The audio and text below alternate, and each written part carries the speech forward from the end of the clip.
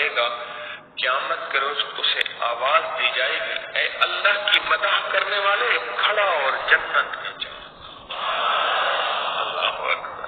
صرف 50 دفعہ جو سورۃ اخلاص پڑھے گا قیامت کے دن ایک آواز دینے والا آواز دے گا، اے اللہ کی تعریف کرنے والے، مدح کرنے والے، اے اللہ کی تعریف کرنے والے کھڑا ہو جا۔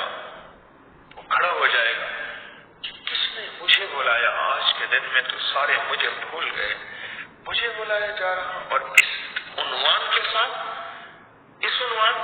کہ اللہ کی مدح کرنے والے کھڑے ہو کے ایسے ایسے دیکھے گا، آواز آئے گی جا جنت میں داخل ہو جا۔ کہ تو روزانہ دنیا میں کتنی بار سورۃ اخلاص پڑھتا تھا؟